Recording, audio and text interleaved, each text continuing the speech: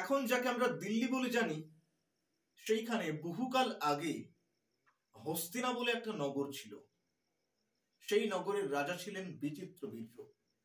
বিচিত্রবীর্যের দুইটি পুত্র সন্তান ছিল, ধৃতরাষ্ট্র এবং পাণ্ডু।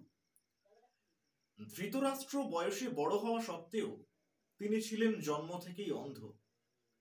যে অন্ধ সে রাজ্য পায় না, তাই ধৃতরাষ্ট্র রাজা হতে পারলেন না। রাজা হলেন তার ছোট ভাই পাণ্ডু।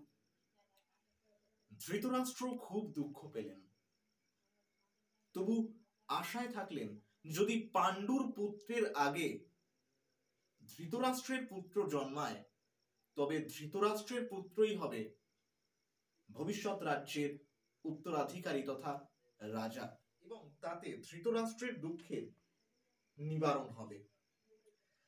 কিন্তু ধৃতরাষ্ট্রের ভাগ্যে তা হলো না। মহারাজ পাণ্ডুরই প্রথম পুত্র সন্তান হলো।